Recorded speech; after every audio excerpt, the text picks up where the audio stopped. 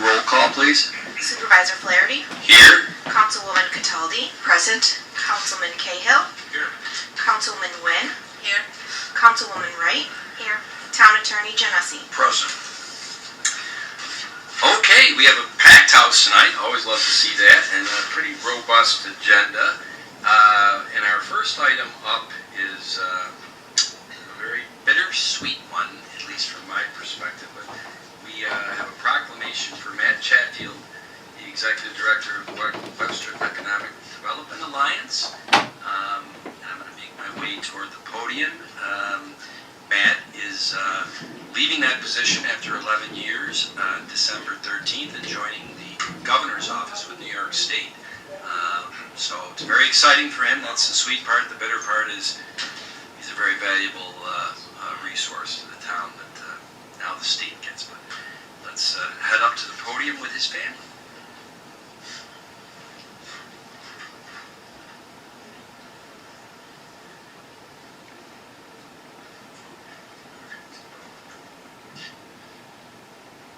And actually, would you like to go first?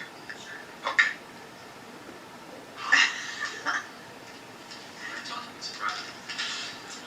I don't usually do this or even come to these meetings, but board members, Supervisor Flaherty, 11 years ago a job was posted that changed our lives. We had 3 young children, ages 4 and under, when Matt approached me about leaving his full-time position for a part-time opportunity with less pay and no benefits. To say most people would think that was crazy to make a move like that at that point in our lives is an understatement, but I knew this position was exactly matched to his passion he was looking for in a job. With my full support and encouragement, he took a giant leap of faith that it would be okay, and it has been more than just okay. Matt has done anything but treat WIDA as part-time, from putting Webster on the map as a finalist in the America's Best Communities competition, New York Forward grants, Reimagine Webster projects, and securing a major development opportunity like Fairlife coming to our community. Matt has given his all to ensure Webster is top of mind for local, state, and national opportunities. I'm not sure how many millions of dollars Matt has secured for our community, because Matt doesn't count his wins. He continually looks for the next one.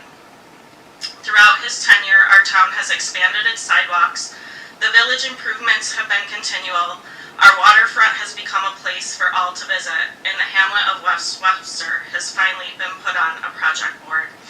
Matt has served this position with utmost passion to help the people of Webster, the business owners, the leaders, and most importantly, the families who choose to live here.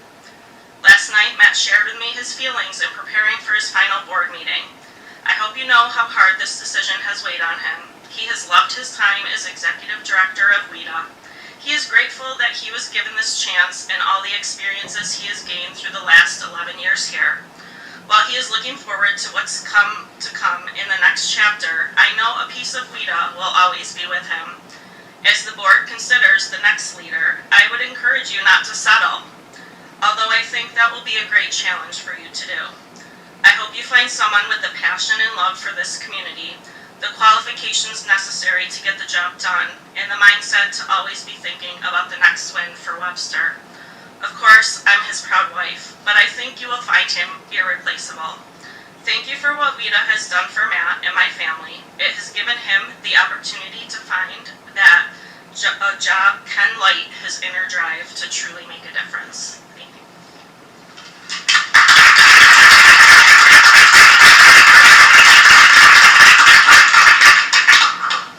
Supervisor, how are you going to top that? Yeah, I made a mistake letting you go first. And to tell you the truth, we might need to get a frame for that speech. You should hang that up in your office. And you can do what you want with this, but very well said, and I couldn't agree with you more. We do have a couple of WIDA, Webster Economic Development Alliance board members, I think, here tonight. Elena, I saw here from the bid, and Brian Neenan from the Webster Central School District. And Greg Chambry, one of our advisors to WIDA, is in the back. Greg, I didn't see you sneak in there. And I think that says a lot about what they feel about Matt, because about 12 and a half hours ago, they started with a WIDA board meeting this morning, so it's been a bit of a long day. But so I'll read this off. This is a proclamation for outstanding public service presented to Matt Chatfield. Whereas it is the intent of the Webster Town Board to recognize the outstanding efforts, contributions, and leadership within our town. For a decade, Matt Chatfield has been serving the Webster community through the Webster Economic Development Alliance, called WIDA, bolstering economic progress in our area. And whereas Matt first joined the precursor to WIDA, believe it or not, it was called WICKED, Webster Community Coalition for Economic Development. I think you know why we changed that. He joined as a specialist in 2014. In 2015, he was promoted to executive director of WIDA. And whereas Matt has brought a wealth of knowledge to the town of Webster through his professional career, prior to his service through the Webster Community Coalition for Economic Development and WIDA, he worked in the private sector as a planner and a landscape architect for Bergman Associates and Clough Harbor and Associates. Matt holds a Master of Urban Planning degree from the University of Buffalo and a landscape architecture degree from the number 2 ranked Penn State University in football. That's not throw it in there, Matt. His background has served our community well. And whereas since 2014, WIDA, led by Matt, has secured $15,187,769 for projects and initiatives in the town and village of Webster. This funding has supported impactful projects in Webster, including Ridge Road sidewalks, the West Webster Hamlet revitalization study, and the Sandbar Park revitalization through the READY projects. And whereas Matt was heavily involved with the Greater Rochester Enterprise and other local efforts to help to track Project ISO, which now we know as Coke Fairlife to Webster. In addition, he has championed efforts to improve transportation infrastructure in the town's industrial area, including the redevelopment of portions of the former Xerox site by obtaining a Brownfield Opportunity Area, BOA, designation, also known as the Reimagine Webster Initiative. And whereas Matt's partnership with the town of Webster through WIDA has ensured that economic growth is advocated for in our community, we are grateful for his service. Now, therefore, it be resolved, as a supervisor of the town of Webster, on behalf of the Webster Town Board and the entire Webster community, we extend our sincere wishes to Matt as he embarks on the next chapter of his career.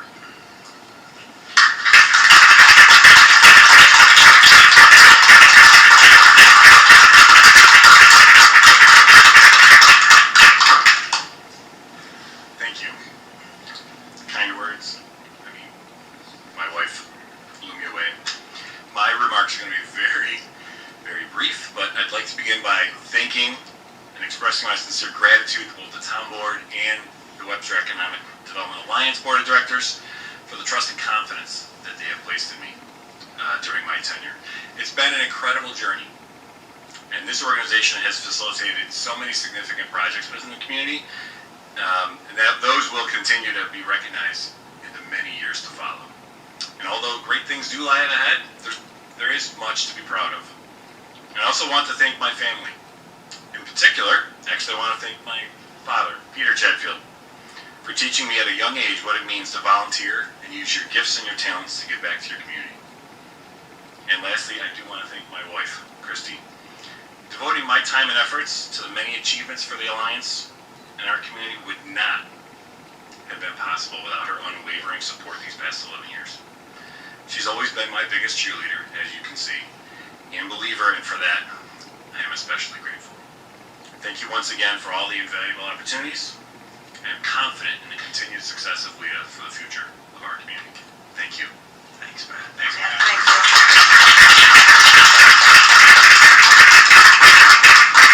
And I'm glad there's a good crowd here tonight, but I know people are watching live and all that.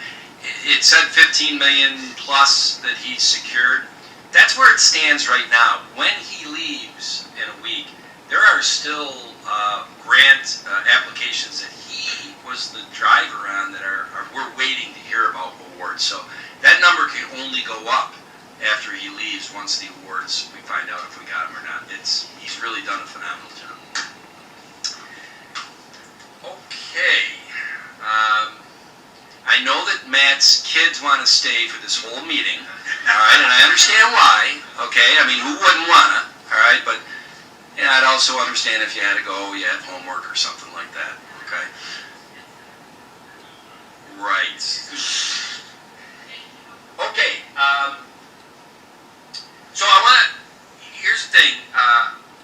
I want to take a little executive privilege and move around the order of some things so that we make sure we don't miss anybody. For what I can kind of tell from the 20 minutes before the meeting started is going to be a robust public hearing and the consideration for a PDD at 799 Holt Road. And I think there might be still some people funneling in that might want to speak. So what I want to do is we'll do the public hearing on the Restore New York project, which nobody signed in to speak at. Not surprising, it's somewhat of a housekeeping item, wouldn't you say, Josh, that in advance of applying for the grant, which this shouldn't surprise you, who was the lead person writing the grant? Mr. Matt. Matt Chatfield, all right. He promised me he'd have it submitted by the time he leaves on December 13th. So, just part of the procedural aspect of this is you have to set a public hearing. And so we did, and here it is. So I'm going to open that public hearing, and like I said, nobody had signed in. I don't know what they would sign in to talk about except for go for it. So public hearing is open. And there is nobody who is speaking at it. Do you know what you would be speaking about? Head up, my friend.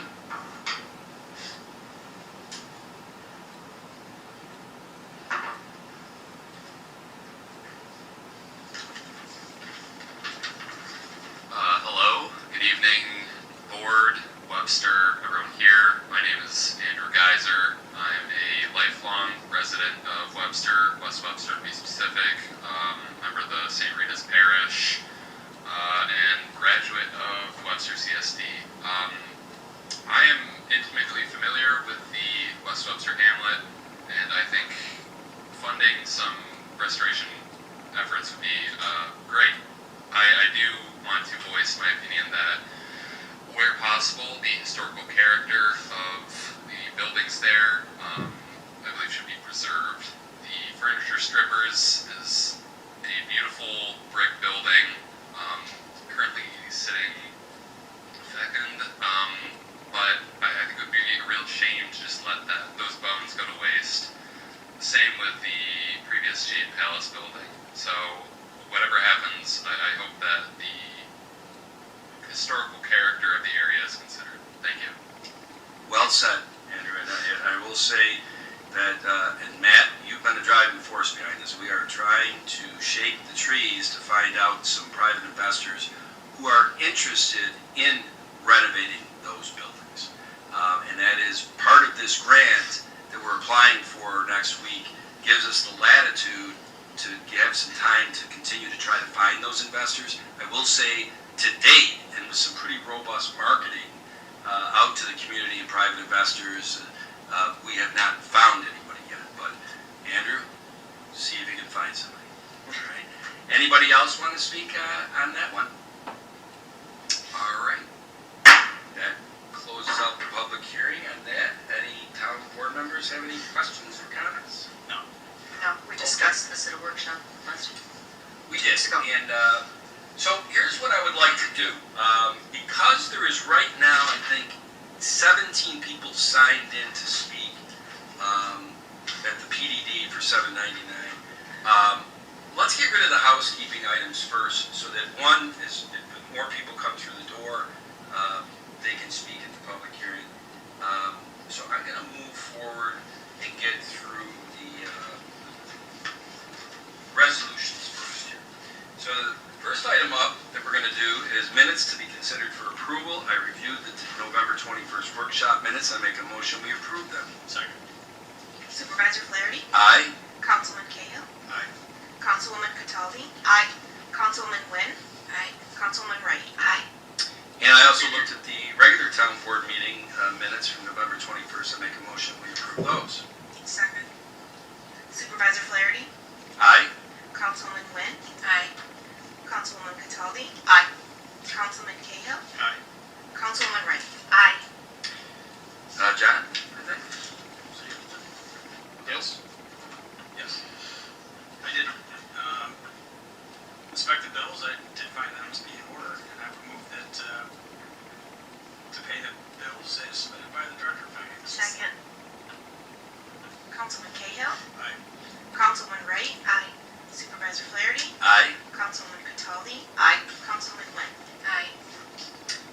I went through the prepaid warrants as submitted by Paul Adams, our Director of Finance. Make a motion that we approve those. Second.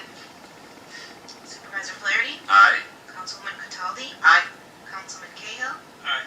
Councilman Wynn? Aye. Councilman Wright? Aye. And I also went through the purchase orders as submitted by Paul Adams, our Director of Finance, and make a motion that we approve those. Second.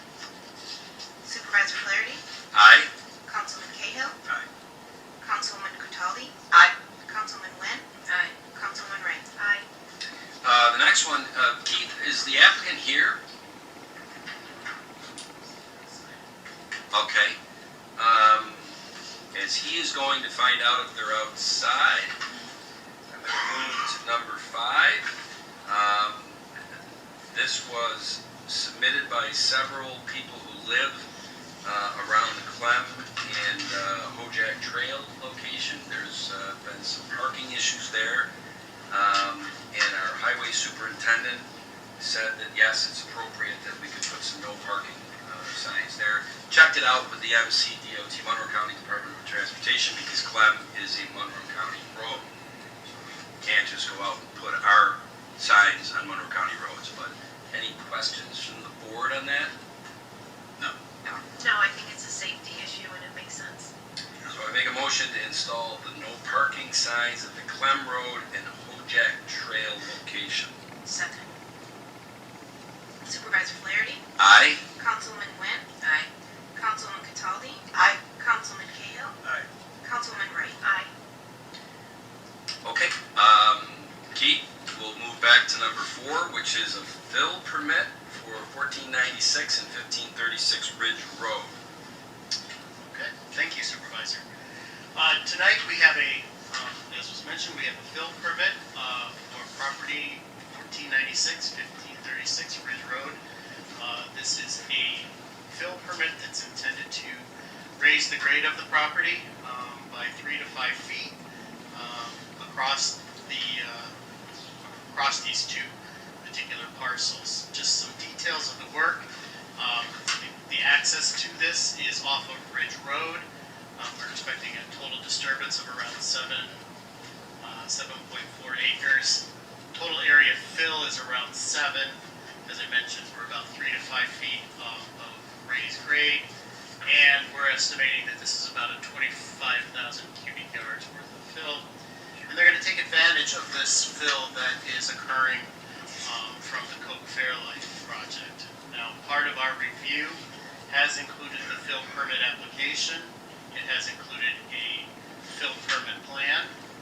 There has also been a letter submitted by BME Associates, as well as some site reconnaissance with some site pictures that are in your package. At this point, as part of this fill permit, the engineering department has reviewed it in detail. We are in support of this application tonight, with the caveats that the driveway permit will be obtained from New York State DOT, since 104 is a state roadway. There is a note to the plans that we are going to ask them to revise. It's note 6, which is regards to drainage along Ridge Road. They indicated that it's the town's responsibility, and it's actually maintained by New York State DOT. We are going to ask them to provide us a detail on the silt trench. It's sort of a novel approach to containing silt and runoff, so we're looking to have that provided to us so that we can review and confirm, as opposed to adding silt fence. So depending on where we go with that, but it'll either be a silt trench, silt fence, or a combination of those. We're also asking for them to obtain a notice of intent from the New York State DEC. To do that, they'll have to create or do a SWIP, so that is to help contain and confirm containment of runoff. We will want a 5-day notice to the engineering department prior to work starting. Slopes can be no greater than 2 feet horizontal by 1 foot rise. All grading work to be completed on the applicant's property. It cannot alter the grades or drainage or impacts to adjacent properties that are not owned by this particular applicant.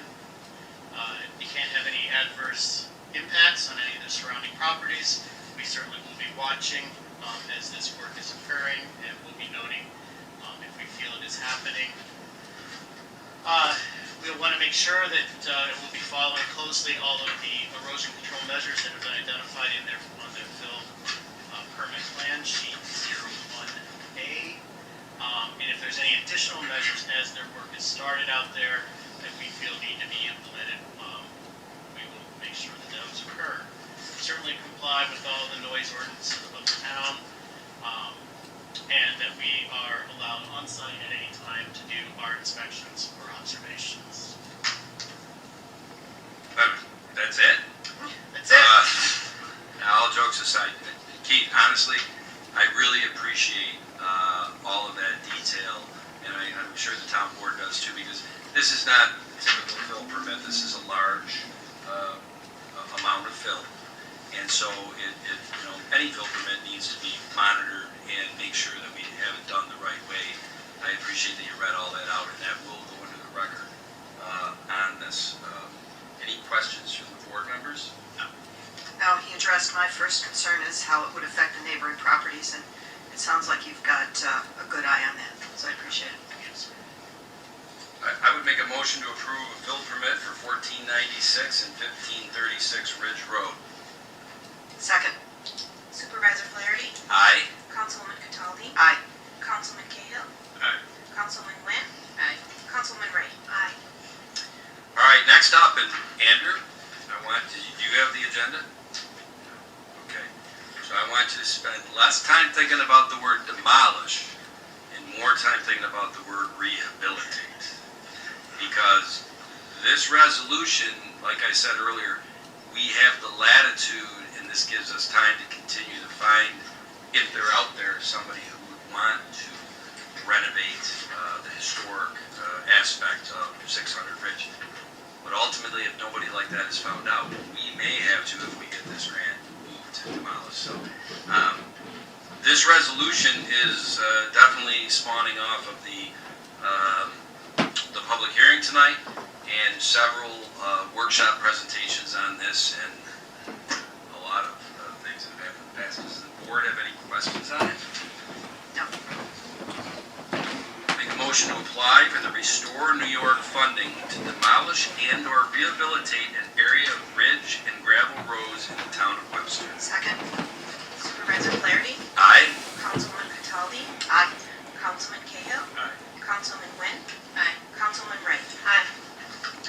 Yeah, I will say that, past performance, they say, doesn't dictate what will happen in the future, but in the past, Matt, I know you're in, Josh, the Restore New York grant apply in December, usually mid-March, you find out if you got awarded.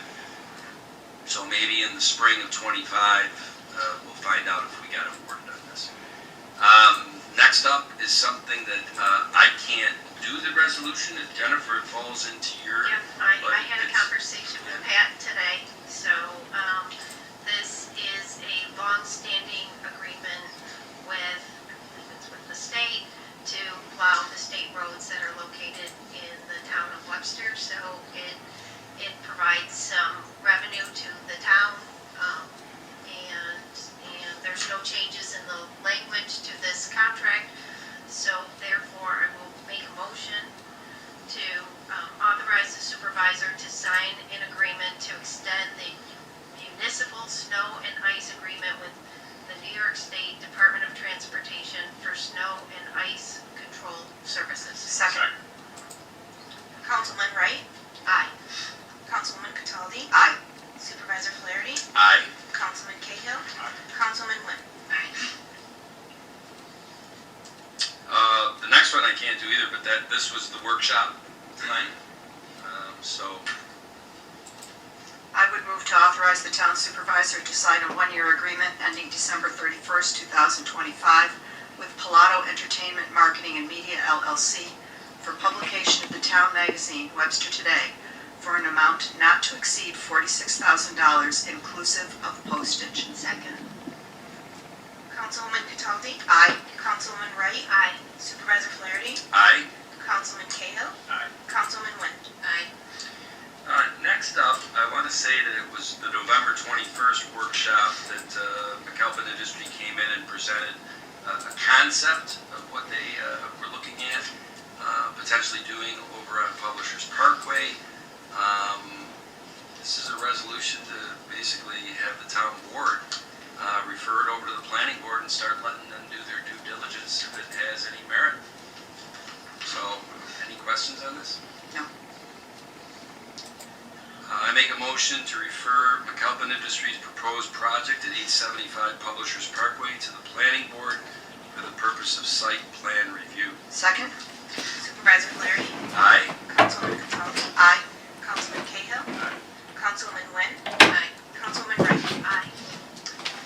Okay, the next one is me just maybe being a nervous Nelly, but on November 7th, we did a resolution to set a public hearing for Ridge Commons to amend their PDD. PDD seems to be the term of the night. And it was supposed to be tonight. A couple days after we did that, the developer, their engineer, and/or legal counsel said, you know what, we want to stand pat for right now, and we don't want to pursue that.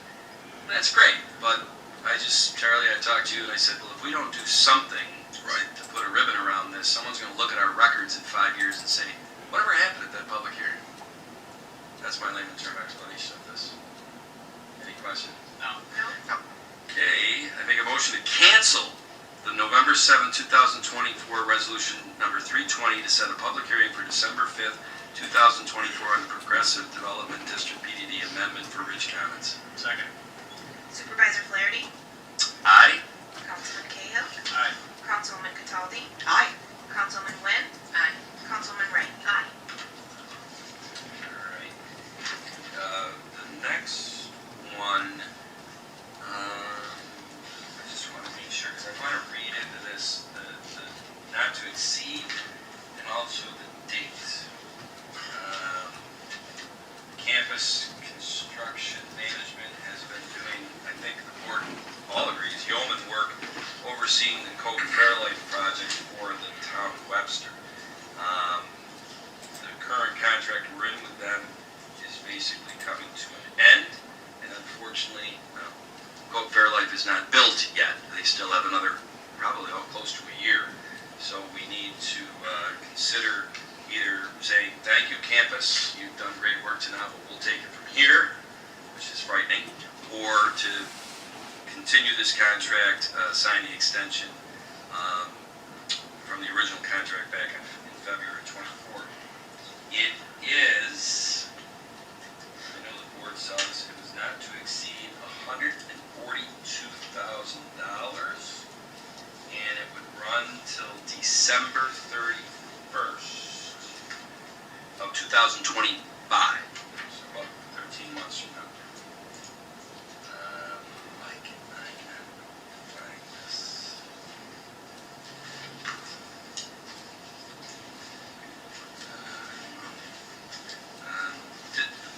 Does the board have any questions on that? Because that would be the verbiage I'm adding into this. Okay. We had a very good discussion with respect to their responsibilities, what they are currently covering, and what we need them to continue to cover. So actually, that's the number, not to exceed 142, and through December 31st, 25. So whoever wants to make that motion, they could add it in. I think it's also important to note on this that the funding for this is coming through many of the fees for that project, which enable us to have that additional level of support to manage such a complex project. So with that, I'll make a motion to authorize the town supervisor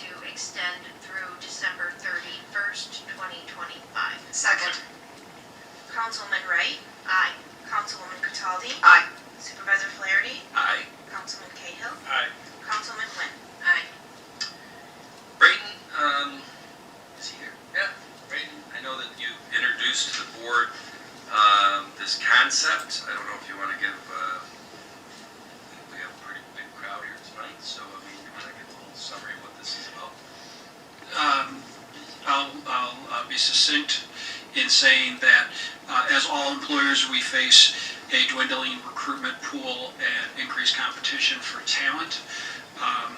And so we are constantly exploring our package of benefits and compensation, as well as exploring different recruitment pools, and one of those is retirees from public service.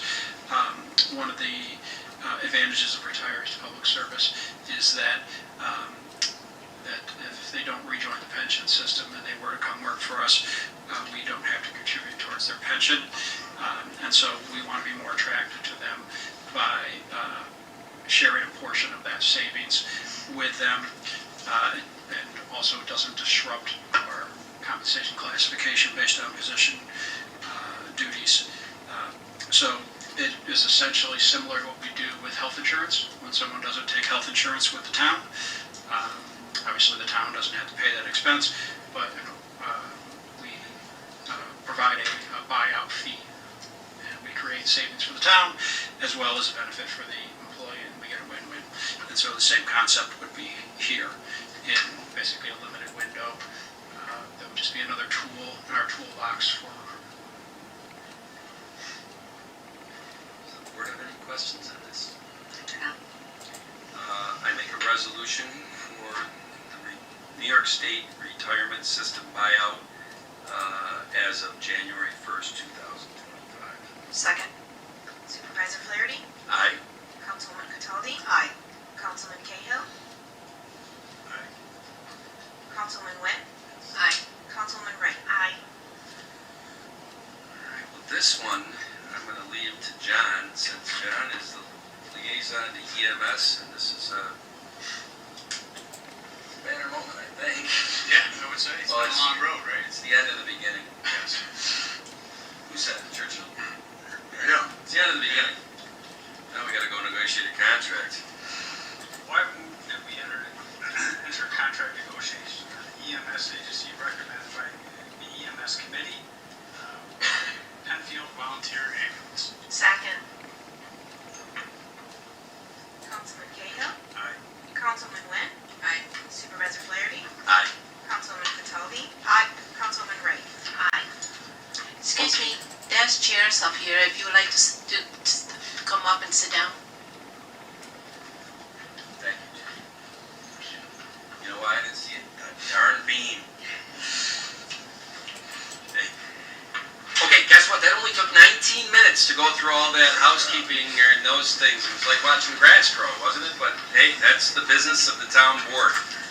If anybody's ever thinking of running for office, that's kind of what we do. Now, yeah. So here's the thing.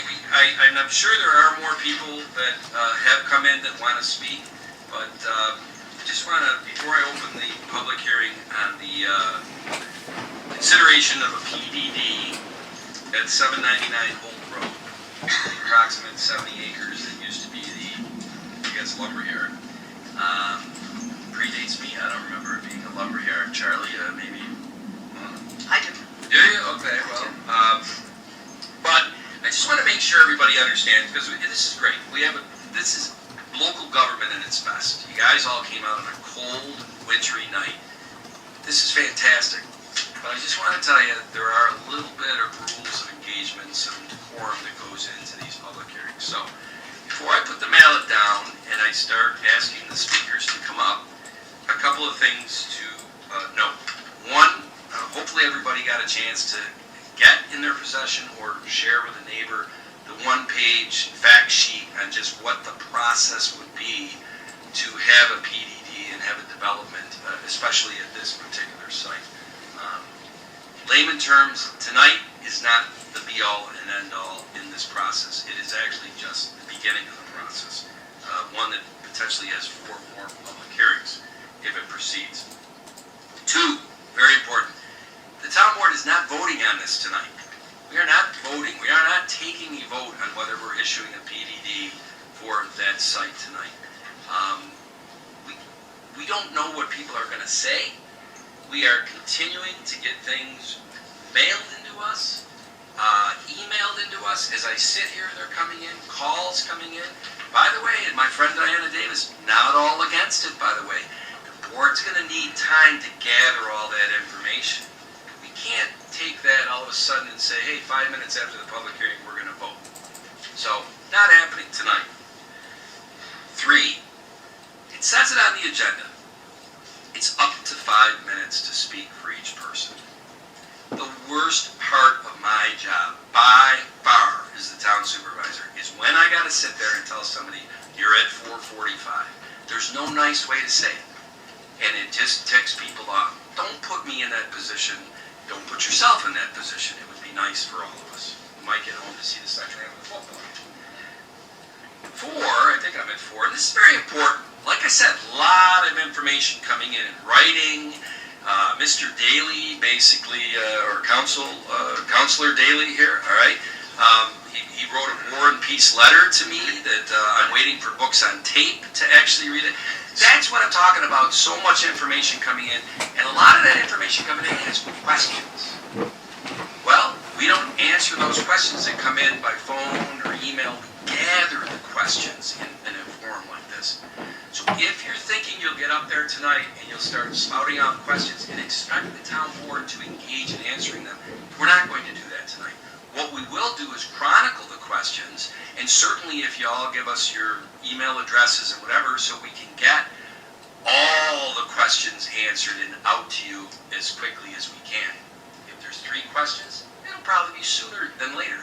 If it's 172 questions, I don't know how quickly we can get those out. I guess last but not least, that's where you speak, at the podium. It's a great thing. You have the chance to go up and speak. But before you go up there, and after you go up there, you can't speak from the audience. First of all, none of the cameras or microphones, no one's going to hear you. And it's just not the way it works. So please, stick to the decorum of a public hearing. It's wonderful you get a chance to go up there and say everything you want to say, and then you go back and sit down and you let the other person that go up there and take their up to 5 minutes. So those are my 5 things. Charlie, have I missed anything? That sounds good. Okay, with that being said, it is 8:09. I'm going to open the public hearing on the consideration for a PDD at 799 Holt Road. And our first speaker is Alex. Shiloni? Sheldon. Yeah, I can see that.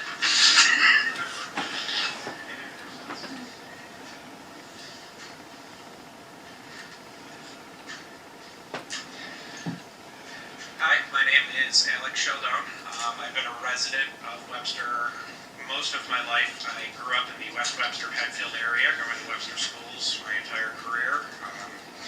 Pretty much right on the border, so, you know, I don't know if I was technically in the town of Webster then, but it was in that weird area. About 7 years ago, my wife and I moved to Brooksboro Drive, down off of Salt Road. It's a beautiful area. We have the golf courses right there, tons of farmland, and there are so many nature preserves and wonderful places to go where I love to take my son. In fact, you probably, if you're out that way, saw me changing his diaper multiple times on the bird sanctuary trail and at Whiting Road because I brought him every morning while I was home with him. Over the past few years, I've witnessed a lot of that area's start to go away. The golf course, the 2 farmlands on Salt Road near my house for fun, and now we're looking at areas on Phillips and everywhere where it's just up for review, and we just feel like we need to stop. We need to just wait a minute and see what everybody wants to do. I know a lot of people here just want to cool it on the development. There's a lot going on right now. We already have townhomes going in on Bella Terrace, I think it is, and Schlegel and Salt, which we were originally told was going to be owned properties, and despite the giant outline that we have there, something changed along that way, and it's now rental properties, which makes no sense to us that that was able to happen. So before we even get started with this process for senior housing, we should do a bigger review, hear what everybody has to say, because there's so little left. I want to leave Webster. It's a great place for my son, and I feel like it's starting to go away. Also, a quick Google search will reveal plenty of options for senior housing and low-income housing in the area, including what is going to be right across the border in Penfield at 250 and Atlantic. It's just starting now. I know that there are more processes after this and that they're supposed to stop and go on the way, but I also know that once it gets going, how quickly that can steamroll and how quickly it can keep going down. And we just need to cool it. There's a lot going on. We don't know about the wetlands in there. We don't know what's in the soil. We don't know this. They're ready.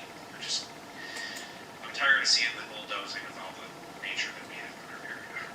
And I grew up walking these trails, spending my life here, and I want my son to have the same thing. I don't want that option being taken away from him so prematurely. Not to mention the fact that, as you've seen in other towns like Penfield, where they can purchase, they will put up for a vote for lands being purchased by the town because the residents wanted to do that. If we get this PDD, it's going to skyrocket the price to where that is unaffordable because more people can come and purchase that land. But that is all. Thank you. Well said, Alex. Thank you.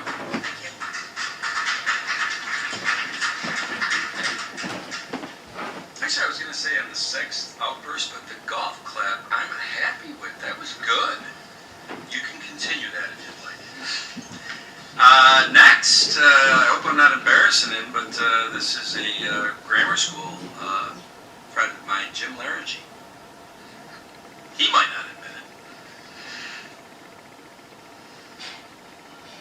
Thank you, Supervisor and board members. I'm Jim Larragee. I live on a railway crossing that's just the street north of this development project. I already sent an email of I'll just kind of read my email I sent you. Concerns about the environmental impact, loss of green space. Development will significantly affect the natural environment, particularly the wetlands and woodlands that are currently protected under the Environmental Protection Overlay District. The back portion of the parcel, which includes vital wetlands and woodlots, is essential for maintaining local wildlife habitats and water quality.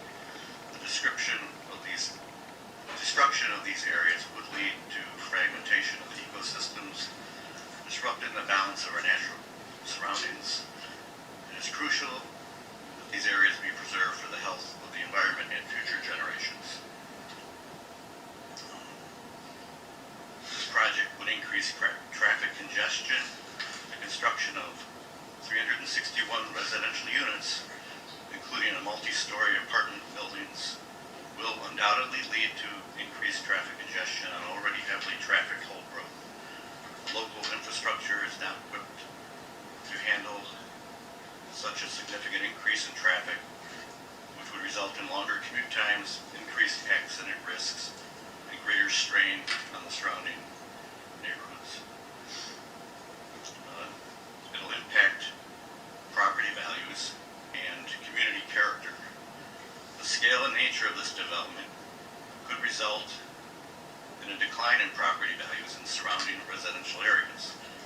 The shift from low-density residential character to a more urbanized setting with high-rise apartments would negatively affect the aesthetic appeal of the neighborhood and reduce the overall livability for residents. I urge the town to consider these factors carefully before providing any plans that could permanently alter the community's character. Zoning changes and precedent for future development, the use of a progressive overlay district in this is zoned an office park, raises concerns about setting a precedent for similar high-density development areas in areas originally designed for green space and low-density office use. The proposed development's request for increased density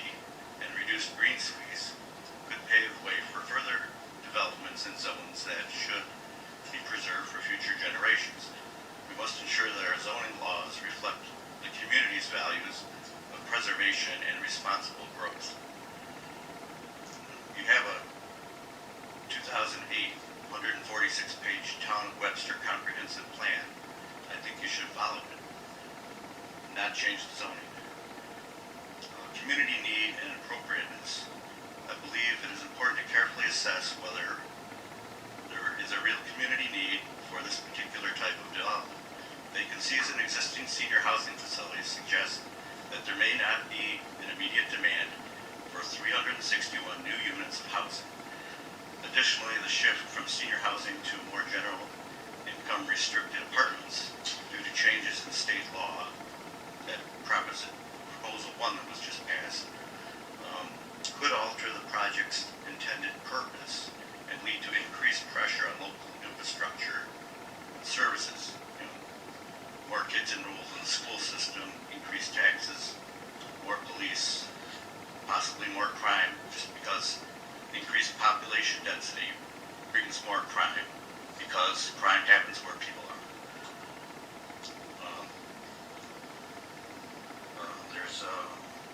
You're holding all the cards.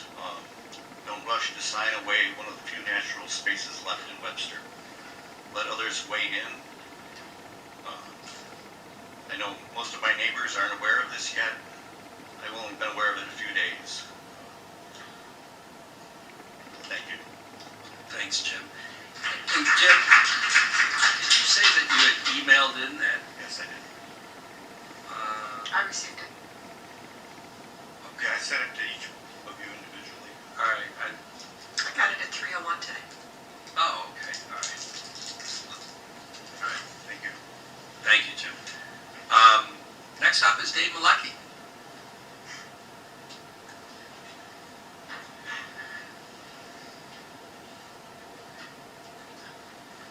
Prepared statement I'll give you after it's copied up.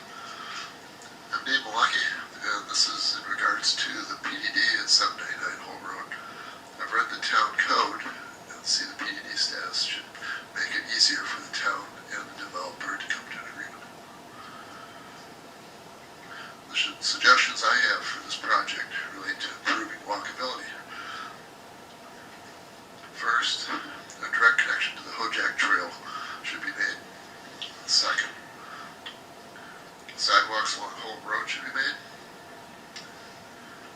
ARP has a walk audit toolkit worksheet available online if you want to see what makes the location walkable. My neighborhood gets a grade D on their worksheet. Your goal should be to get an A. See AARP.org/NYWalks. Thanks. Thanks, Dave.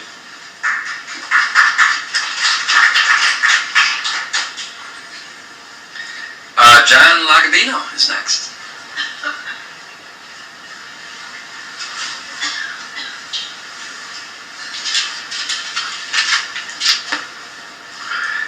Hi, my name's John Lagavino. I live on 784 Maple Drive. I've been a resident for almost 34 years. The board should respect the comprehensive plan process. The land in question has been identified on previous plans as significant green space. With the plan update imminent, this is the wrong time to change the EPOD. Thanks.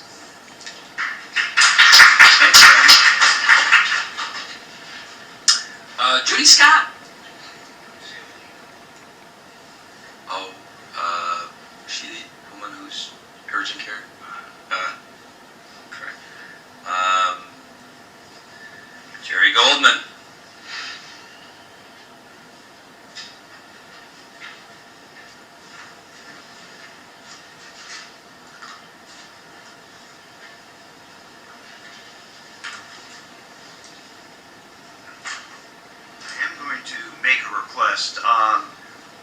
We've done a number of these hearings. This is my partner, Betsy Berg, by the way, my land use partner. And Goodfell is the project engineer.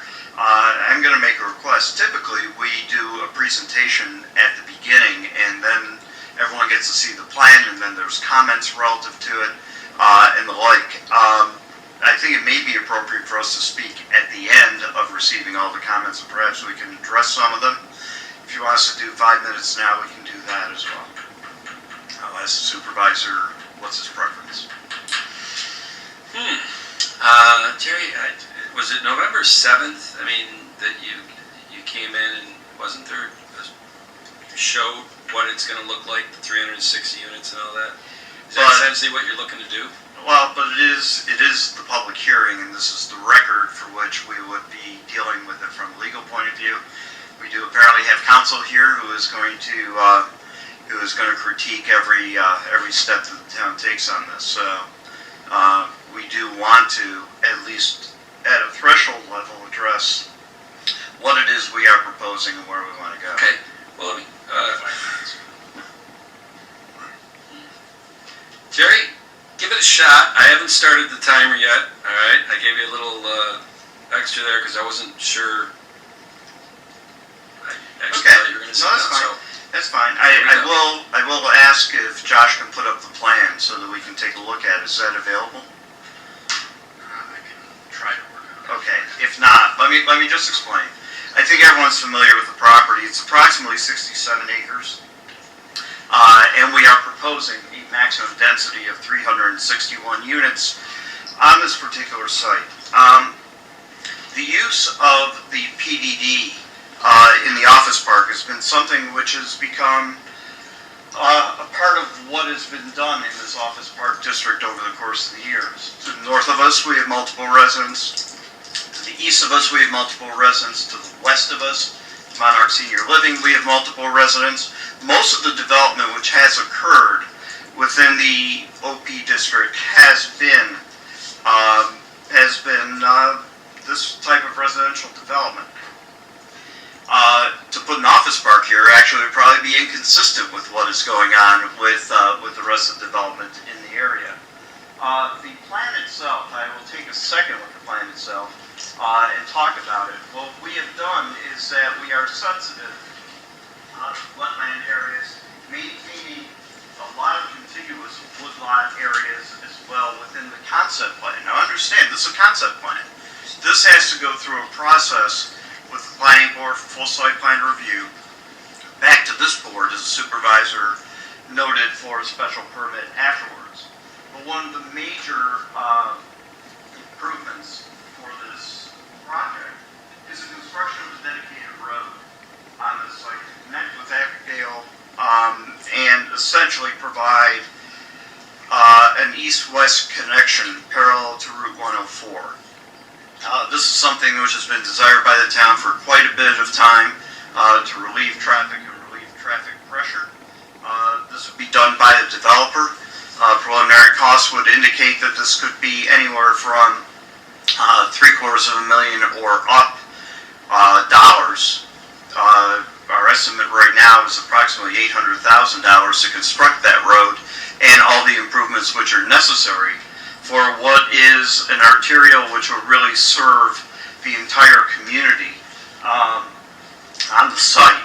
A lot of what we have heard both at the November 7th meeting and since has basically been that we should put this property on ice, if you will, until the completion of the comprehensive plan process. Well, comprehensive plan process just had their contract let.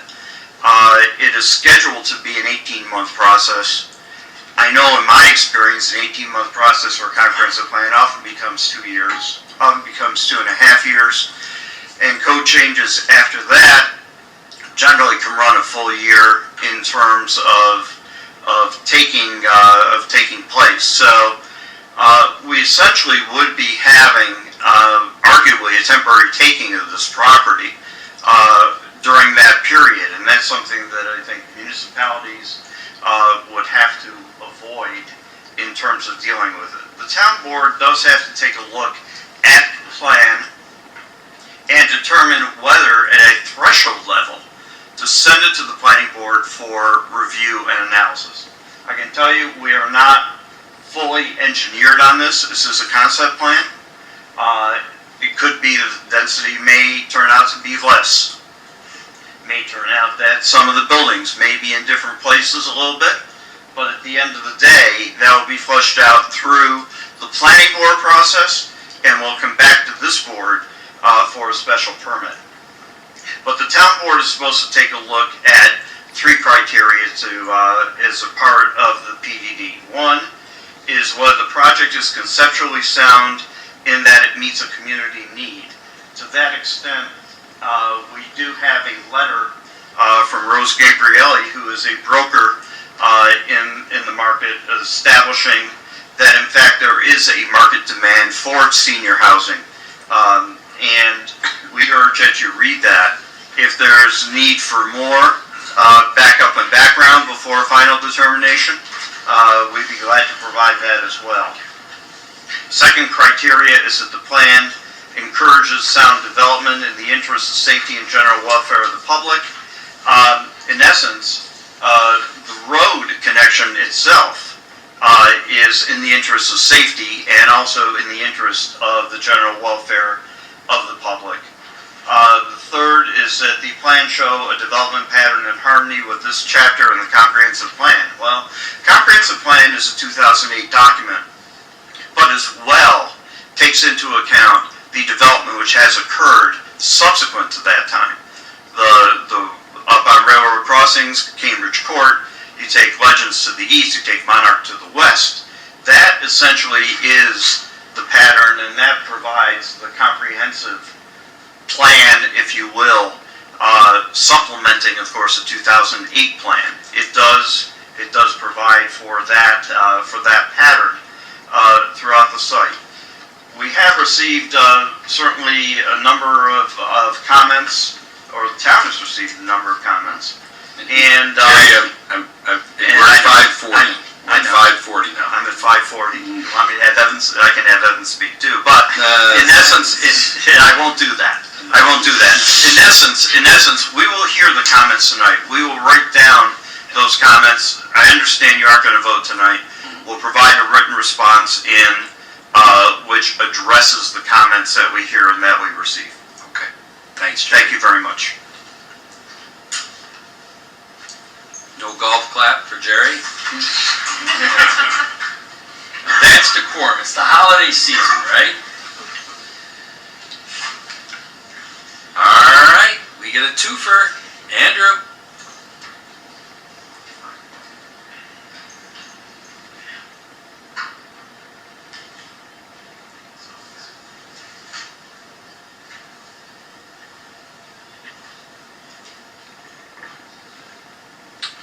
Good evening again.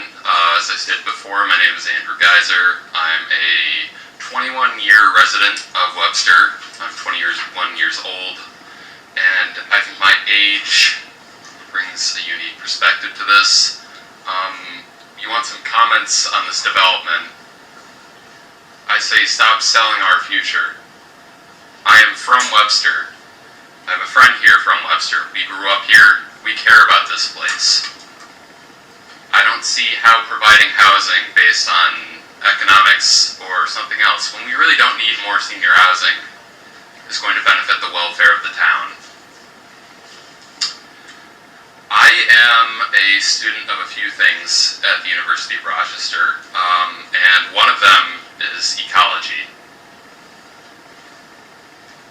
The non-human residents of Webster, the flora, the fauna, even the land, I think, matters just as much as everyone here in this room, matters just as much as the entire residents of the town of Webster. I mean, just down the road from where this proposed development is being proposed is a bird sanctuary. Webster is an important flyover spot. It's home to wildlife such as deer. Recently, woodland fishers have been respotted in the region after their populations were decimated due to development like the proposed senior living project. So I ask, when is enough? I love this town. What I don't love about it is the seemingly endless development. I have seen woodland on Ridge Road down the street from where I live developed when we were told it wasn't going to be. I've seen more housing, I've seen more commercial development occur every day, and even in my short 21 years, the town has transformed. towards the future, an eye for what my life is going to be in Webster in 30 years. If I choose to have children, what their life is going to be.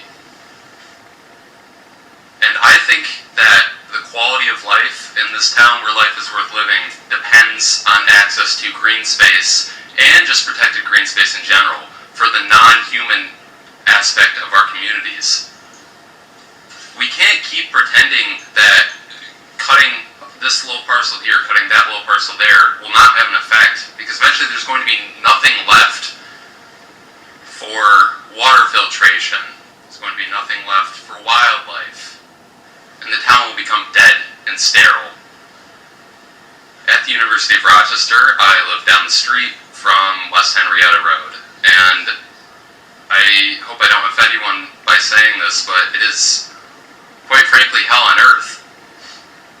It is endless commercial lots with high-density apartment and senior living interspersed. There's maybe a few blocks here and there of undeveloped land, but I don't like being there, and I know I'm not the only one who does not like being in that environment.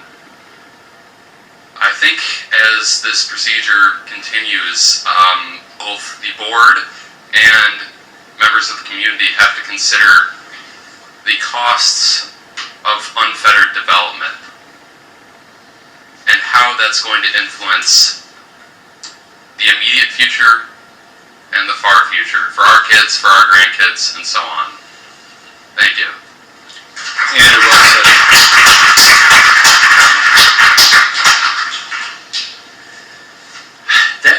I don't recall in my 5 years as supervisor a 21-year-old taking the podium at a public hearing and being that articulate, if at all a 21-year-old taking it, so very nice. Well, Andrew Garland, you got to follow that. Where's Andrew Garland? Did Andrew Garland say, I'm not following that? I think that's what happened. I think he just got up and left. You think that he... Wait a minute. Andrew Garland is not here? Oh, Andrew, guys, are you really... let's see, you ready? Janice, you'll follow him, right? Come on, come on.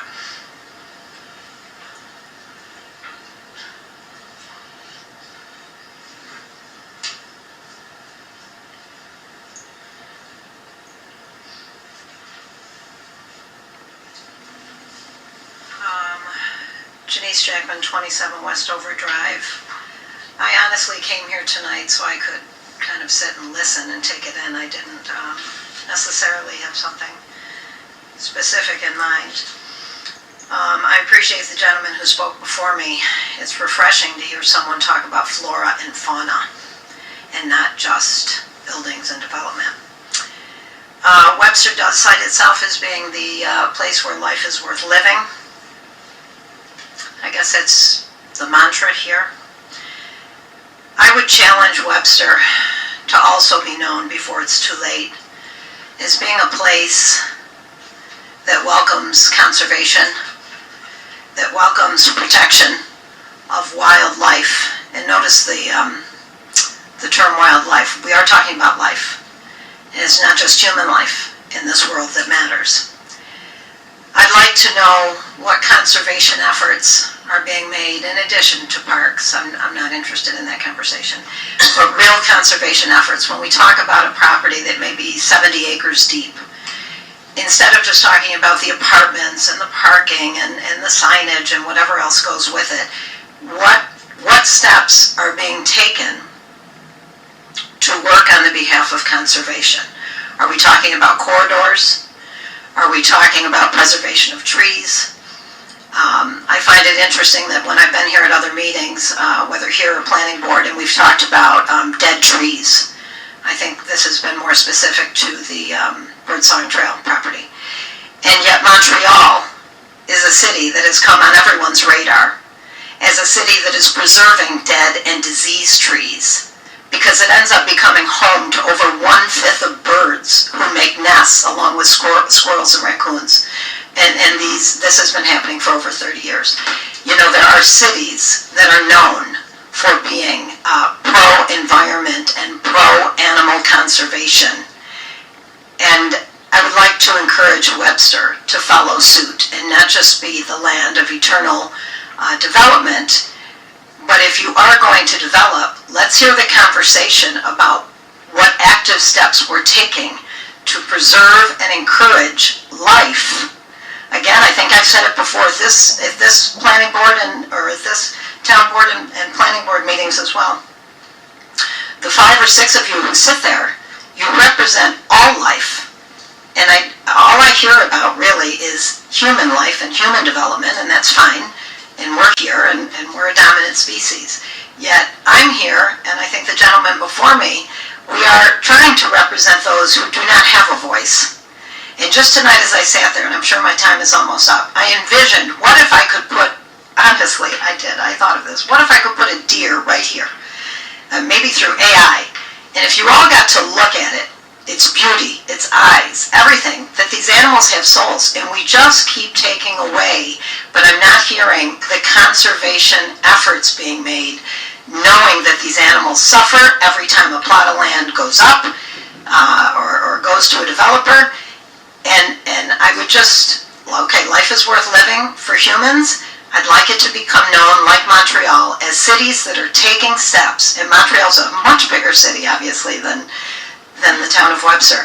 But these cities are taking steps, not only to be known for, but just to do the right thing, to be conservationists for the wetlands, for the trees, whether dead or diseased. Look at how Montreal has made a decision to preserve many of them, to provide homes in a city landscape. And that is what I'd like to encourage you to do, to be a little bit more proactive. And as we're going to talk about and hold up the board for, oh, here's what we want to do on this plot of land. Conversely then, what is the plan for the animals who are losing that land? And where are you going with this in terms of preservation for animals and for the nature that's there? What are the steps? Not just, oh, we're going to leave the back parcel. No, I'm asking, what are the steps you're taking to preserve life of all forms? That's what I'm asking you. Thanks, Janice. Dan Friend.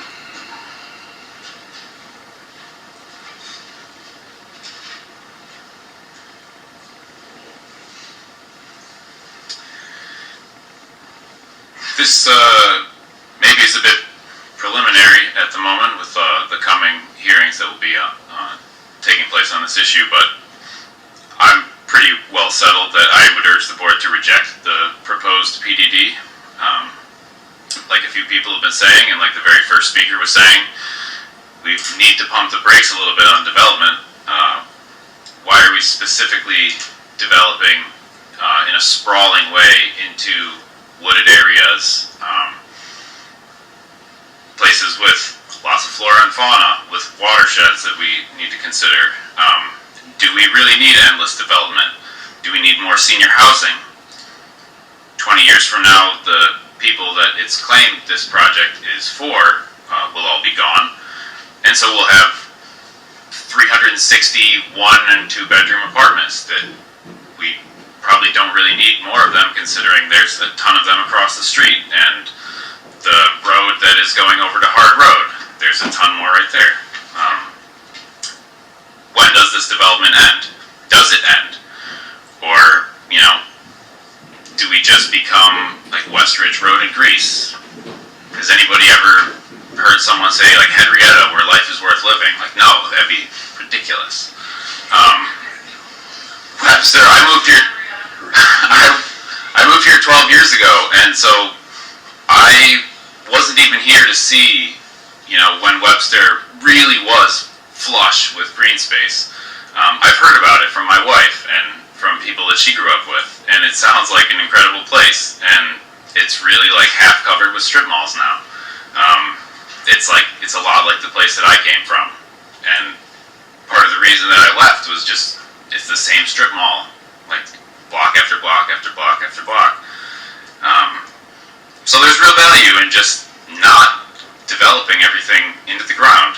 So I think we should also respect the comprehensive plan and reject this PDD. Thanks. Thank you, Dan.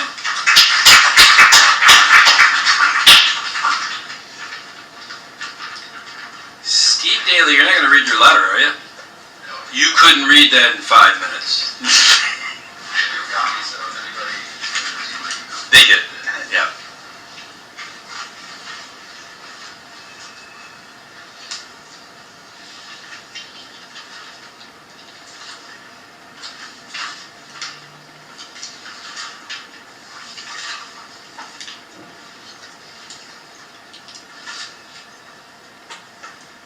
Good evening, Mr. Supervisor and members of the Town Board. My name is Stephen Daly, and I live at 1798 Jackson Road, and I'm an attorney with the law firm Citizen Environmental Law. And I'm speaking here tonight on behalf of a group of residents in Webster known as the Webster Citizens for the Preservation of the Holt Road Lumberyard Forest. By design, the designation of a new PDD district is a form of spot zoning, in that it essentially serves to benefit a single landowner or a single parcel. It's allowed, though, if and only if it's found to advance the town's larger goals and planning objectives. The town code therefore sets forth 3 criteria that need to be satisfied in order to establish a new PDD. First, it needs to meet a community need. Second, it needs to be in the interests of the general welfare of the public. And third, it needs to be in harmony with the town zoning ordinance and its comprehensive plan. As proposed, the PDD for 799 Holt Road cannot satisfy any of these 3 criteria, let alone all of them. First, the proposed PDD is not in harmony with either the town zoning ordinance or its comprehensive plan. There is already an overlay district at 799 Holt Road, and then is a woodlot environmental protection overlay district, a woodlot EPOD. The town code states that an EPOD is a sensitive environmental area. The applicant proposes to overlay a new large senior housing development on top of this sensitive environmental area. That is not in harmony with the zoning ordinance, nor is the proposal in harmony with the town's 2008 comprehensive plan.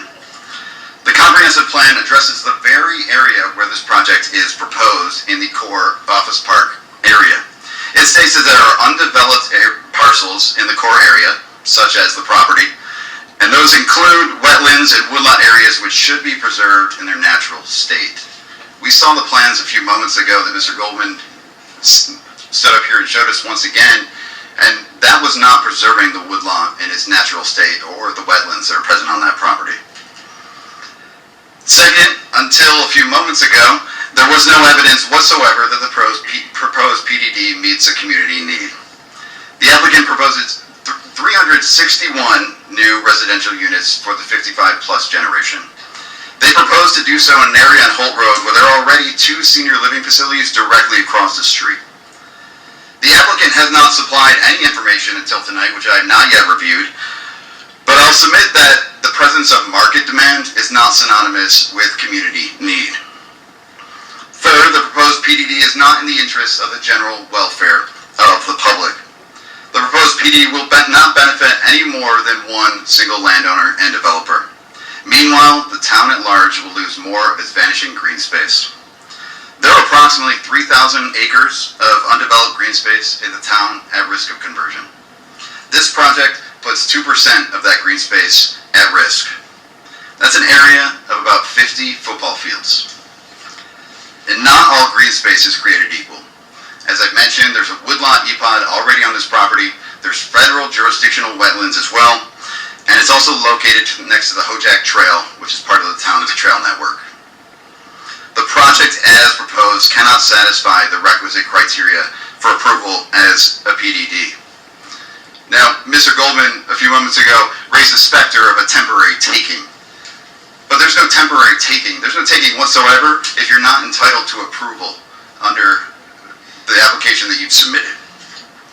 But there's another reason why this proposal should not move forward, and not at this time.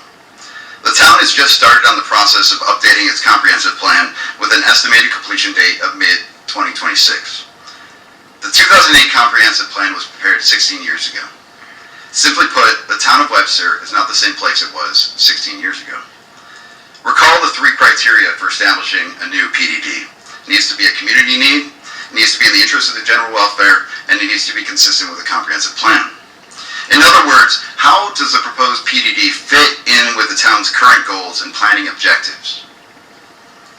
Answering that question for this project is immeasurably harder, if not impossible, without an updated comprehensive plan to serve as a guide.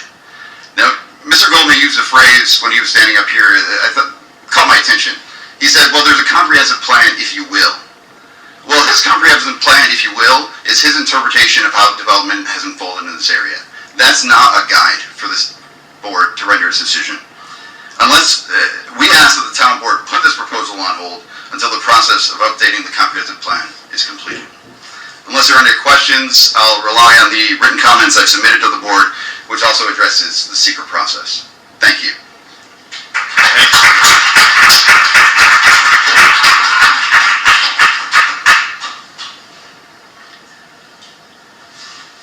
For the record, Steve wins because he was only up there 5 minutes and 20 seconds, and you were up there 5 minutes and 40 seconds, Jerry. You win, Steve. At least on the time on the podium.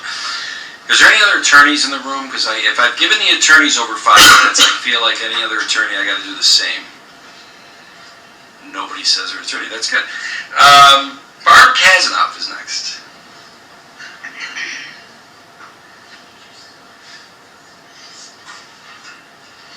Other persons. I don't consider myself an attorney. Good evening. My name is Barb Kasnoff. We've owned homes in Webster for 35 years. The first one on Adams Road, and currently we live at 784 Daventry Circle. We moved to Webster from the city of Rochester specifically for two things. I didn't want to stare out my window directly into my neighbor's window and the school district. So we purchased a home on Adams Road, wonderfully treed backyard, looks into neighbors' treed backyards, stunning wildlife through the backyard. We had enormous 2.5-foot tall pileated woodpeckers visible from our window, nesting in a hole in a tall, mature willow tree. I could give you more examples. Now, currently on Daventry Circle, this is a street of homes where all the backyards have been left wooded. We have an amazing parade of animals. We have deer, we have gray foxes. We have seen, while I'm walking my dog down the street, a hawk fly overhead, carrying a mouse, flew up into the tree next to Lady Hawk, offered her his mouse. This is what you get when you move to Webster, what we got when we moved to Webster, so we could enjoy the wildlife and a little privacy. Unfortunately, in 35 years, we've seen a lot of clear cut. We've seen a lot of cookie cutter houses. It pains me. I'm trained as a biologist. A young man just recently left. He is now training as a biologist. You need to recognize that Webster is directly underneath a bird migration flyway over Lake Ontario for the entire North American continent. We need more than just Webster Park. If you look on your cell phone at the 799 Holt Road address, Google Maps has a satellite image. The entire western parcel that we're talking about clearly shows from a Google Maps satellite image there are multiple creeks. I do not see how you can develop a large multi-story building with extra roofs and solid parking surfaces and avoid all kinds of drainage issues. Why would you want to pave over or build on top of a wetland? This is short-sighted planning. All right, I'm going to leave it at that. I'll be very short because we have more people who want to speak.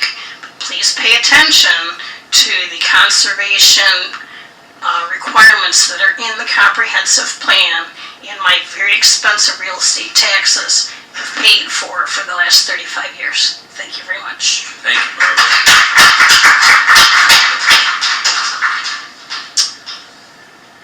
Next up is Diana Davis. Diana Davis is the reason why there's a little succulent at the end of the table in front of you, Keith. See it there? It was about a year ago, Diana, you got up on the podium and said, it's pretty scary getting on this podium. Could you spruce it up, maybe put a succulent here? We listened to her. It's not as scary anymore, is it, Diana? Slightly less scary. There you go. I do have to say it reminds me of the feeling when you get up to bat. Oh, God. A lot of pressure. So I'm going to keep it under my 5 minutes. I'm going to address a couple points made by Mr. Goldman. So the PDDs being used, quite frequently, right, in the Office Park District to put in senior living facilities, right? And the argument is that because there's residential development in every direction, a precedent has been set. Well, just because there has been a precedent set doesn't mean it was necessarily a good precedent when you consider the amount of office park zoning that has been converted to senior living facilities over and over again. For me, it feels like there's enough of it. It seems like it's being used as a sort of little loophole to maximize the developer's profit margins rather than what it should be used for is a tool in order to allow the town board to meet a community need. Now, basically, okay, just because it would be an inconvenience then to the developer, so the second point that he made was just because that would be an inconvenience. The temporary taking has already been refuted by this lawyer that some residents have hired. Great, okay. If you say that it's inconvenient for you to wait for the comprehensive plan process, right, to be updated, that does not mean that the town needs to capitulate, far from it, because it's my understanding, right, according to this lovely process document, the resolution wouldn't be wait for the comprehensive plan. The resolution would be no, you're not getting the PDD because it doesn't fulfill literally any of those thresholds. So I honestly promise that I had these notes written before that lawyer got up and spoke. I said the same thing. Market demand for senior housing is not the same thing as a community need. And in fact, I called around, okay, and there's vacancies in all of Webster's senior living facilities that are not income restricted. Now here's the thing. If there's vacancies in all of the senior living facilities that aren't income restricted, right, and you create your proposed senior living facility that's not income restricted, that's not meeting a community need, right?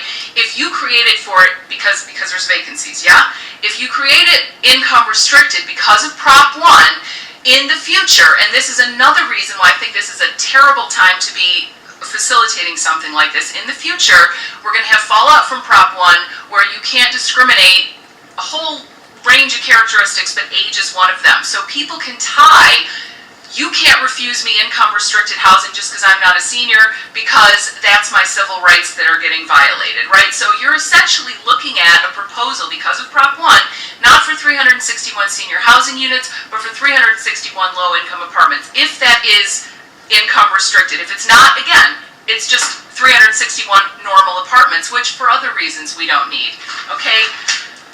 Mr. Goldman also said public welfare. It meets a public, this is good for the community because of welfare. And the only thing that he had to cite there was the road connecting, this is going to help with the volume. Well, yeah, you're creating a road to help with volume that you're creating, right, with 361 more units. So just don't put in the units or the road. I understand in future that is a goal and has been a goal of the town, but this particular development at this particular time is not the only way of getting that road. Thirdly, in line with the comprehensive plan, it's not. You can't say that development which has occurred since 2008 is the same as the comprehensive plan just because it's precedent.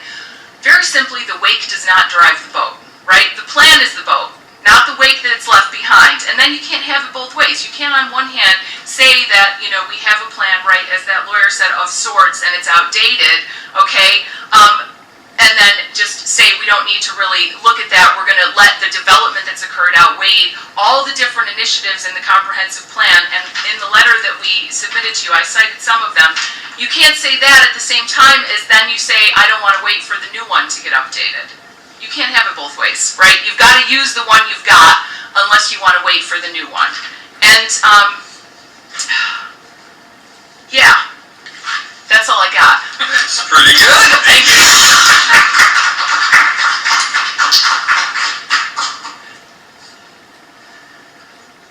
Okay, Scotty Lynn is next.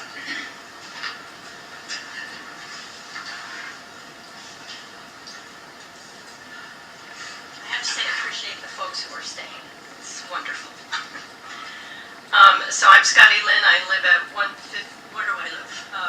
Near him, Fox Hollow. Very close. I came here in 1979. Let's leave it at that. I'm going to start by saying, first off, I'd like to thank the town for the leaf pickup services provided. As someone who lives in a heavily wooded area, it's actually designated an old growth beech forest. The trees provide an abundance of leaves, as Mr. Flaherty can attest. So I guess that's why I'm here tonight. I'm here for the trees. The value of preserving old growth forests speaks far beyond the immediacy and value to the present day residents. It speaks to the respect of future residents who will appreciate and benefit from the preservation of those trees. As a heavy park user, I'm awestruck every time I walk through our parks and see hundreds of years old beech, basswood, oaks, maple, and cherry. My spirits are renewed, my mental health is improved, my stress is calmed. I truly appreciate that someone had the forethought to protect those areas and provide access to all. I also note the irony of our youth and park services planting saplings to repopulate and enhance our parks when acreage just miles down the road is clear-cut for development.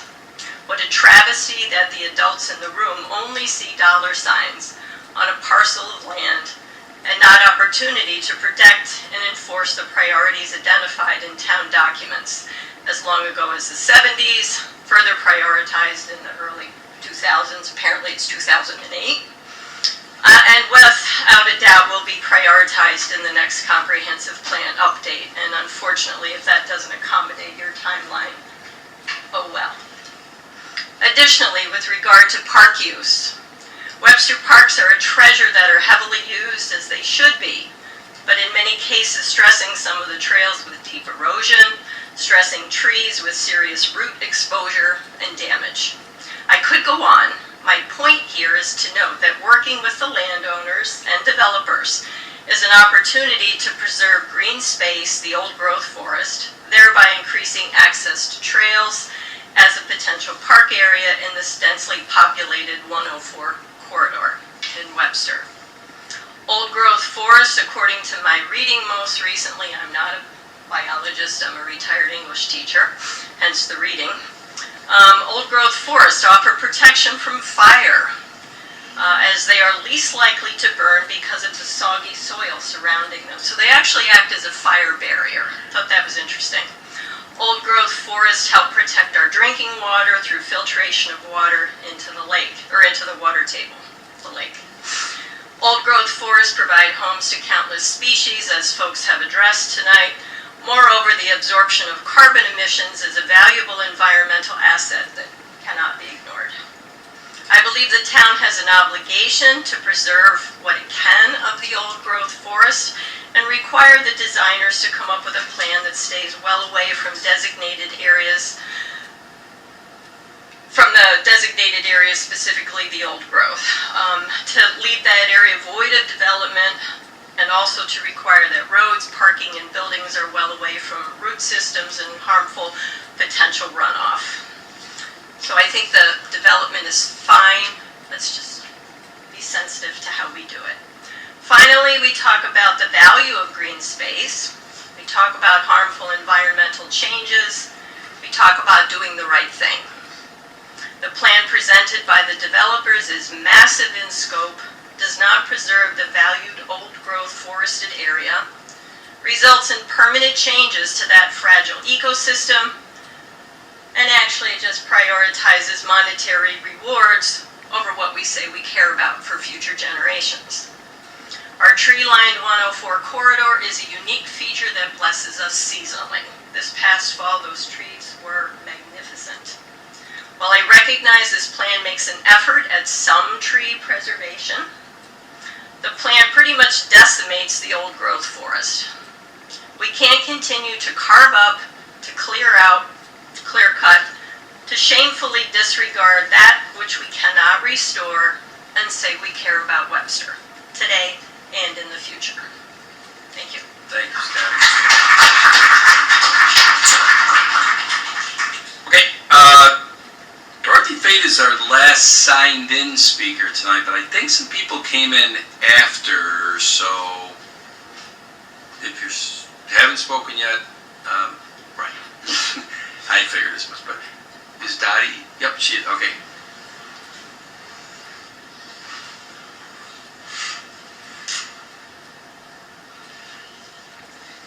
Dorothy Fate, 742 Hightower Way. Supervisor and board members, thank you for the opportunity to speak. Much of what I had to say has been said, so I'm just going to highlight some things. I also found that in order to establish a PDD, you needed to follow 3 criteria. And specifically, the development of this property as presented is a direct contradiction to our comprehensive plan. This property was designated as a property of interest for open space preservation in every parcel review completed. And I'm asking the board to honor our comprehensive plan. I would contend that there is a silent majority of Webster residents who view the preservation of mature, undisturbed treed parcels as critical to the aesthetic qualities of Webster. Secondly, the board must show how the development of this parcel meets community needs according to our town code. The board has not provided any hard data to substantiate that this development meets current needs of Webster residents, current people living here. The development combined with the request to develop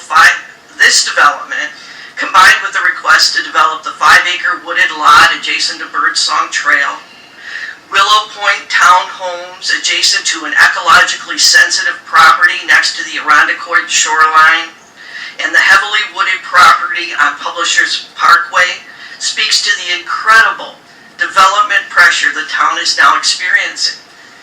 I would ask the board to consider passing a moratorium on any new ground development until Webster residents have had an opportunity to participate in an updated comprehensive plan. The balance between growth and the preservation of our natural, undisturbed spaces needs the board to consider the current residents of Webster. Thanks, Dorothy.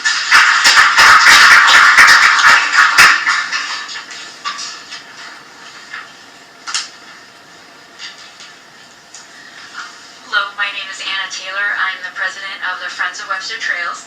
And I've said my comments before, so I'll just repeat some previous comments that we made. The Friends of Webster Trails was established in 1997, and our first trail that we worked on, and the reason that we were established was to facilitate the Hojack Trail. So our mission statement is to advocate for the preservation and the natural character of Webster's open spaces, promote this through the sensible management, education, and low-impact access, and advise the Parks and Rec Department and assist by planning, maintaining, and promoting recreational trails in the town of Webster. And since that time, we've established and built about 25 miles of trails in Webster. Our Friends of Webster Trails Board reviewed the concept plans that were available, and based on our review, we had some comments regarding the plans as they stand. Changes to the proposed site plan, we would recommend a vegetative buffer. The plan must be modified to include a thick, substantial vegetative buffer along the length of the Hojack Trail. A setback to make room for the vegetative buffer. Setbacks must be increased to at least 150 feet from the Hojack Trail property line. and under no circumstances should the setback be measured from the middle of the trail. Friends of Webster Trails strongly opposes the clear cutting of the lots adjacent to the trail parkland, and to confirm that the forested area in the northwest area of the plan will be protected, and deforestation will be minimized. And then for mitigation to the adverse impact to the trail, we would like to see a trail budget, or we could, if a portion of the project budget would be committed to the trail improvements on this section of the Hojak Trail between Holt Road and Hard Road, which would include funds to purchase native trees and improve the trail surface along that corridor, part of the corridor.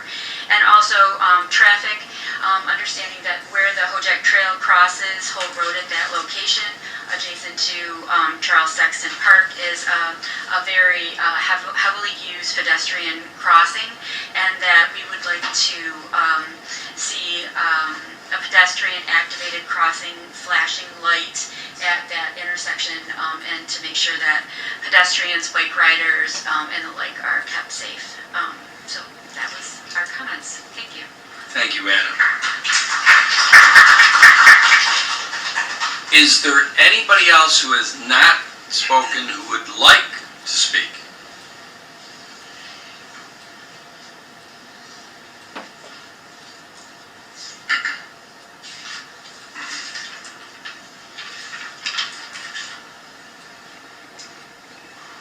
My name is Stephanie Anello. I've been a resident here for I think about 10 years or so.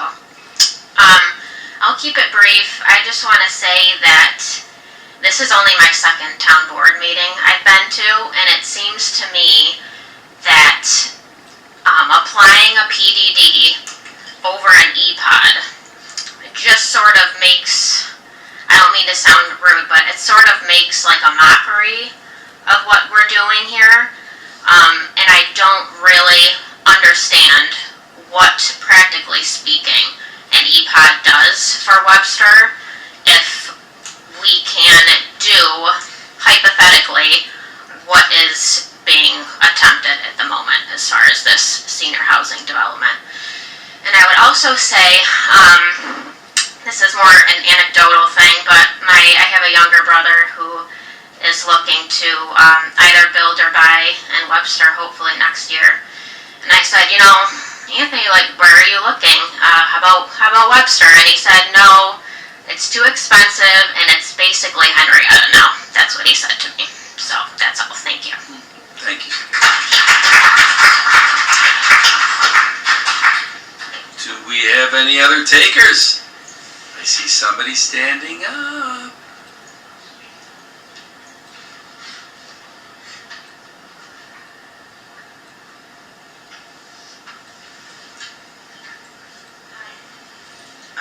You came to Monarch. Yes, I did. I'm one of the people that lives in senior housing. I live in a Monarch. But I'm trying to remember your name, and it's Rosa Eiserman. That's it. All right. And I just moved in like 2 years. It'll be 2 years from the city. And like I said last time, I love the city. It took me a while to get used to Webster. My sister lives here. And where I live at Monarch, they built 2 more buildings. I'm in the old building. And, you know, I've learned to like it a lot. And I think there are a lot of buildings, I mean, I can see both sides because I also love animals. And we have birds and deer, and there's very strict rules where I live. Like, don't feed the birds, don't feed the deer, you know, they're like, you know, really big about it. I mean, I got reprimanded because I threw some bread out once. And, but, you know, they have a lot of restrictions in my senior housing, which I thought was 55 and over when they said senior housing. It's much older, and it's, like I said, I got used to it, but I'm used to Cops Hill, where I lived, was 55 and over, and they just developed a whole new development that I actually was on top of, you know, going to the city council meetings because they were like these little, what used to be, what do you call it? Prisoner of war or whatever camps. They were like little buildings. Now they have one beautiful building built, and they're building another one to benefit, and there's a long waiting list, and not to get like really political, but Rochester management managed it, and they managed Monarch. Unfortunately, Rochester lost the Monarch, and we're now managed by Landsman, and I don't know, there's some issues always involved. I personally feel that it's not as good as Rochester, but they also run the CDS, it's part of CDS Monarch, and they run it the way they want to. I don't know what to say, but I could see their point, like Mr. Goldman or whatever. They want to help the seniors, and there are a lot of senior homes, and there's a lot of apartments. I have friends that live at off of Shoecraft, but those are regular apartments. Some are subsidized, but anyways, I can see the people's point here about the conservation, because I always say to people, I said, oh my God, they're building another building. Where are all these poor deer gonna go? They're getting killed in the road. So with me, it's like 50-50. I can see the good, to understand what you're talking about, conservation. Thank you, Rosa. I don't know if I see anybody that snuck in after I got people signing. Is there anybody that hasn't spoken that wants to take the podium? Okay. That is going to then conclude the public hearing. Okay, sorry. What would you like to do? You're good. My apologies. That's okay. And then, is there any discussion that the board would like to have at this point on this? I would say that I'd like to thank all the speakers for not only their letters, but for taking the podium and expressing their concerns. I greatly appreciate it, and we will be doing much more research before a decision is made. So thank you so much for coming. Thank you. Jenny, any? No, like I said, thank you all for coming, and I can see both sides of the situation. And I believe that right now we're in the process of doing a comprehensive plan, even though that, it's a few years down the road from now, maybe we should just halt all the news projects and thank you, and try to do, look at the moratorium and see let's go, because everything changes so quickly, and we don't want it to start down the road and we have to go back and redo our codes. It's just my thoughts, but we'll see. We try to work with everybody, and what best for our community, that's what we try looking out for. And of course, wildlife too.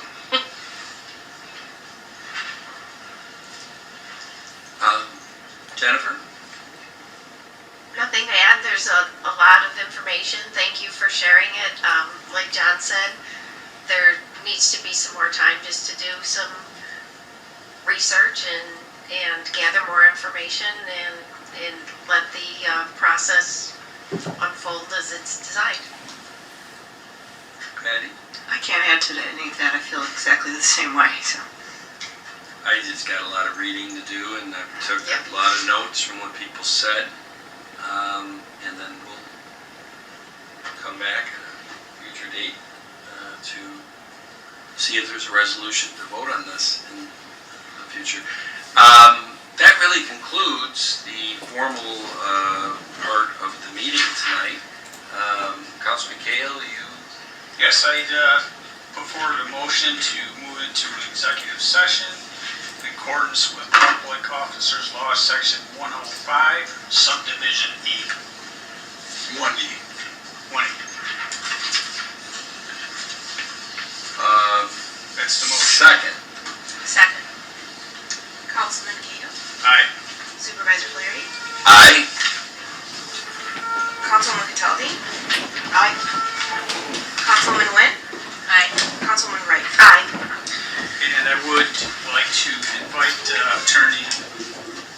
Hennessy to attend also. Second.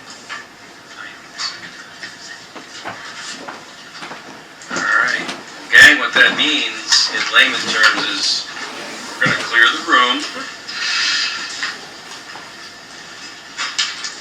We'll tell you this. I can't tell you what we talked about in executive session, but we're not talking